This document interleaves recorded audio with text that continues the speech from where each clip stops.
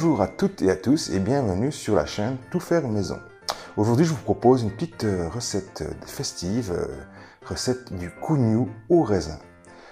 Si vous n'êtes pas encore abonné, vous arrivez sur cette chaîne, sur la recette, eh bien, je vous invite bien sûr à vous abonner tout de suite pour ne manquer aucune vidéo de Tout faire maison. Aujourd'hui, la recette un peu festive, eh bien parce qu'on a l'occasion ici en Belgique de faire cette brioche. C'est une brioche qu'on fait à l'occasion des fêtes de fin d'année pour les enfants et pour le goûter des enfants. Donc je vous propose aujourd'hui la recette du cougnou au raisin et tout de suite maintenant les ingrédients et la recette en gros plan. Voilà, maintenant on se retrouve pour la recette. Eh bien, on va commencer. Les ingrédients, vous les retrouverez en bas, en dessous, vous avez en description.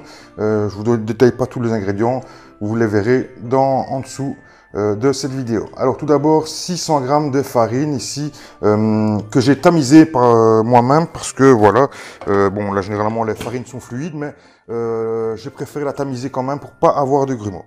Ensuite, vous aurez besoin de lait tiède. Voilà, de lait tiède.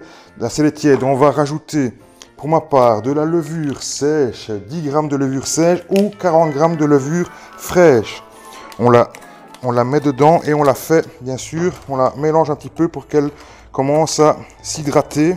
Vous allez voir la recette, ici, c'est la base. Ensuite, eh bien, on l'agrémente comme on veut. Et je vous expliquerai comment on fait. Je vous donnerai un petit conseil, petite astuce en fin de recette pour vous montrer comment réaliser plusieurs recettes avec la même pâte. Vous allez voir, c'est très simple. Donc voilà, une fois qu'on l'a bien hydraté, eh bien, on verse tout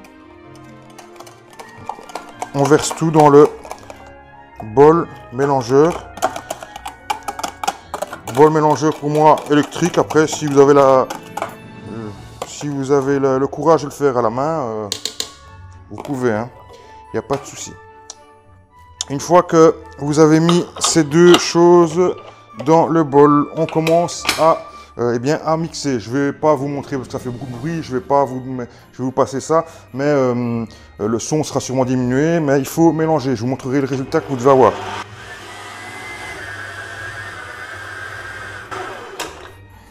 Voilà, après une première fois mélangé, oui, c'est tout simple, c'est un peu mélangé. L'humidité, c'est mélangé avec la farine, mais vous voyez que c'est pas complètement mélangé. Eh bien, on prend nos œufs, les 4 œufs pour cette recette, et vous les mettez complètement dedans. Et on continue à mélanger. J'ai oublié de vous dire, on peut ajouter directement le sucre maintenant. Et sa pincée de sel, sa petite cuillère à café de sel. Maintenant aussi, on peut la rajouter maintenant. Voilà. Donc, petite cuillère à café et le sucre qu'on met maintenant. Et on met à mélanger. Et bien sûr, je vous évite le bruit du robot.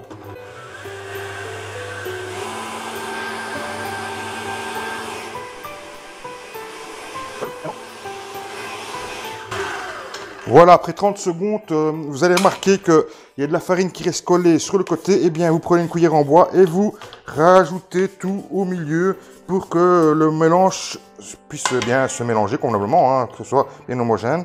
Une fois que tout sera bien mélangé, eh bien, on va faire tourner ce mélange pendant 10 minutes à vitesse réduite, pas au minimum, on va dire. Moi, ce sera la position 2 sur 6.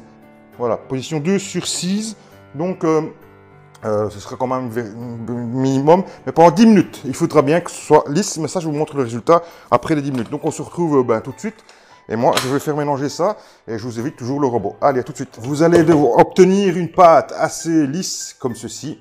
J'espère que vous voyez assez bien, mais en fait c'est une pâte qui est assez lisse. Elle peut encore avoir un peu l'air granuleuse comme ça, mais elle doit être plus ou moins lisse.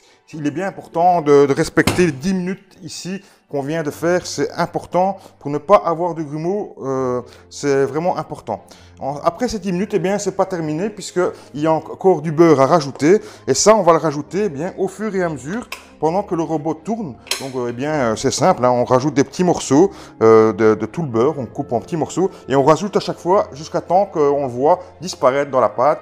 Et petit à petit, une fois que la période, en fait, une fois que tout le beurre sera bien amalgamé à la pâte, on pourra bien sûr arrêter à ce moment-là. Donc Je recommence du bruit, donc je vous épargne ceci. Et je vous retrouve, je vous montre le résultat que vous devez obtenir. Toujours à vitesse 2 pour moi, hein, pas le plus rapide, ça sert à rien, c'est du pétrissage, c'est pas non plus c'est pas un mélange comme on pourrait faire des œufs montés, c'est vraiment du pétrissage de pâte, et le pétrissage de pâte, ça se fait à vitesse assez lente. Donc vitesse 2 maximum, ça sert à rien d'aller plus vite.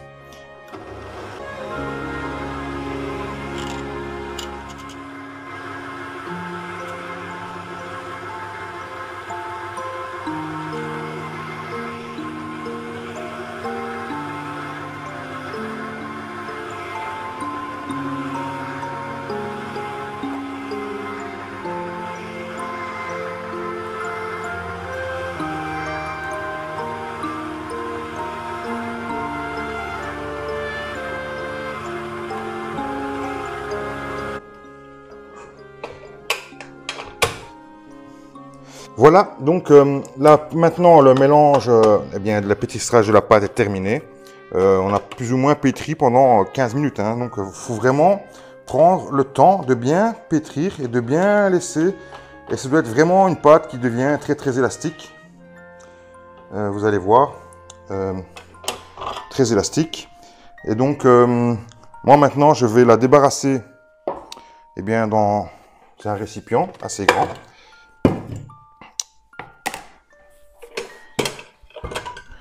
Voilà, regardez, ça c'est plus ou moins la pâte que vous devez apercevoir. Je vais essayer de rester dans la lumière, voilà.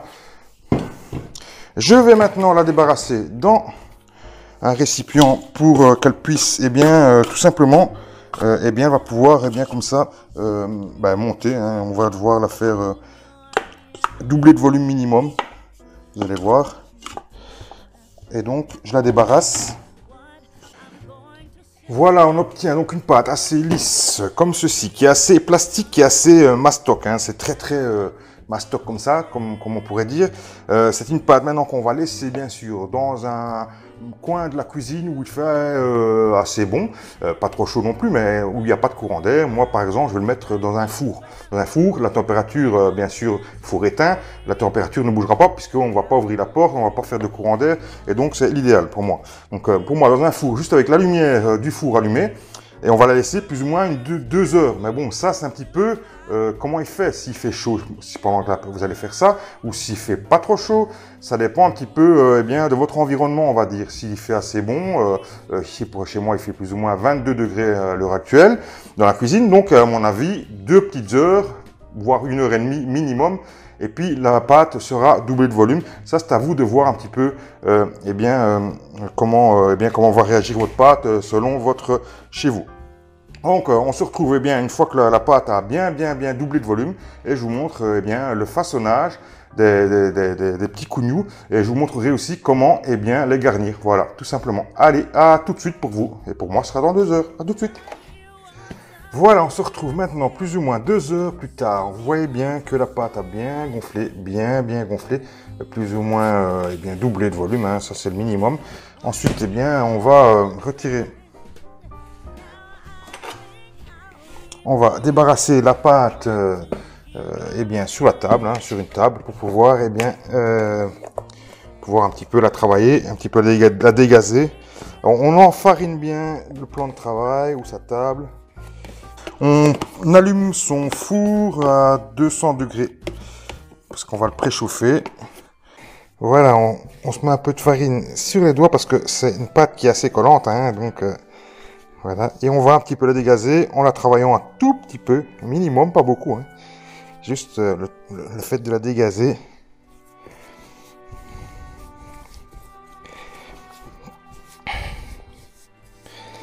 Voilà. Un minimum, voilà, vous voyez, je n'ai pas trop travaillé, hein, ça sert à rien. Maintenant, le but va être de faire des petits pâtons. Pour moi, ça va être 250 grammes, mais vous pouvez très bien faire plus ou moins. Ça, c'est à votre convenance. Moi, je vais faire 250 grammes parce que je trouve que c'est une taille idéale pour manger, même pour une personne, c'est bien, quoi. Je fais exactement 220 grammes. Parce que je vais vous donner une petite technique maintenant. Voilà les amis, une fois que vous avez votre pâte qui est ici, vous avez bien débarrassé votre pâte ici, vous avez bien enfariné votre plan de travail pour pas que ça colle, parce que c'est une pâte qui colle très bien. Vous avez deux possibilités. La première possibilité, c'est prendre vos 200 grammes de raisin que vous allez incorporer directement dans toute la pâte ici. Mais ça veut dire que vous allez pouvoir ne faire qu'une sorte de cougnou. Ici, on aime bien manger bien toutes les sortes. On aime aussi bien ceux au chocolat, ceux au sucre et ceux au raisin. Et ceux au sucre et raisin aussi, c'est très bon. Et donc, j'ai dû trouver une technique pour pas devoir bien chaque fois faire 6 cougnous à la fois. Donc, qu'est-ce que j'ai fait? C'est que je divise mes cougnous directement. C'est-à-dire que je fais mes petits pâtons qui font exactement 220 grammes. Je les pèse à chaque fois pour avoir 220 grammes de pâte. Voilà, plus ou moins, hein, on n'est pas à 2 grammes près non plus. 220 grammes, donc qu'est-ce que je fais? Avec cette pâte, normalement, je vais faire 5 fois 220 grammes, plus ou moins, normalement. Et il me restera peut-être un tout petit peu. Voilà. Donc il me reste un tout petit peu, je la mets avec l'autre parce que bon voilà, on va pas la laisser. Mais on a fait des pâtons de plus ou moins 220 grammes. On va y ajouter maintenant, eh bien, ce que l'on veut. Si on veut un au raisin, eh bien, on va ajouter au raisin. Avant ça, moi, une fois que j'ai fait, je vais essayer de le bouler un peu. Alors le bouler, en fait, il ne faut pas que ce soit trop farineux pour que la pâte colle un tout petit peu. Voilà, là elle commence. Et en fait, eh bien voilà, vous obtenez une belle boule qui est un peu collante. Hein. Ensuite, eh bien, je l'enfarine un tout petit peu pour plus qu'elle colle. Voilà. Et je vais maintenant, eh bien, y rajouter le raisin. En prenant bien soin d'essayer de bien le répartir partout. Raisin qu'on peut faire tremper dans l'alcool si on veut. Hein. Ou dans de l'eau tout simplement. Alors voilà, je vais en mettre une première partie comme ça ici.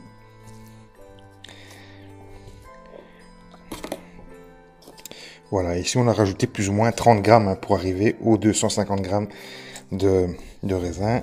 Et c'est à plus ou moins la bonne tapée pour avoir ce qu'on a besoin. Donc, voilà, pas hésiter après à malaxer une fois ou deux.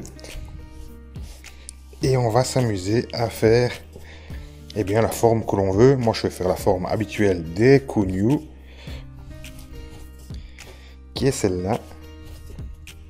Et on se retrouve avec notre forme de cougnou, qui est comme ceci. Voilà. Ça, c'est la forme de nos cougnous. Et maintenant, bien sûr, on va le mettre sur une platine de cuisson. Une grille ou une platine, ça suffit, avec un film dessus ou un tapis. Et bien sûr, on va les laisser lever et pousser encore 30 minutes. Mais on va la badigeonner d'un peu de jaune d'œuf et de 2 cuillères à soupe de lait. Donc, un jaune d'œuf, 2 cuillères à soupe de lait, vous mélangez tout ça et on va badigeonner. Mais je vous montre ça tout à l'heure. Voilà, on se retrouve maintenant pour mettre la dorure en fait. C'est un jaune d'œuf avec 2 cuillères de lait, tout simplement. Et bien sûr, on va badigeonner nos cougnous 2 fois. Une première fois maintenant avant la levée et ensuite, juste avant d'enfourner, on fera un petit badigeonnage. Et en fait, ça va donner la belle couleur brune au cougnou. Voilà, une première fois maintenant et une deuxième fois. On n'en met pas trop, c'est parce qu'on fait en 2 fois. Donc on en met une première fois et ensuite, eh bien, on en mettra une deuxième fois juste avant d'enfourner d'ici, on va dire 20-25 minutes maintenant. Hein. Il faut plus ou moins une demi-heure. Bon, maintenant ça fait 10 minutes qu'ils ont été faits.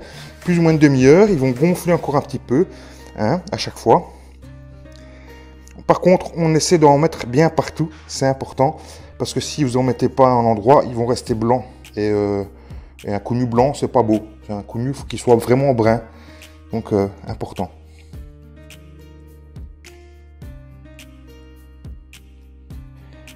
Voilà, le premier fait. Voilà, on les fait tous comme ça. Et ensuite, eh bien, on n'a plus qu'à attendre encore 25 minutes. Et dans 25 minutes, on pourra les enfourner.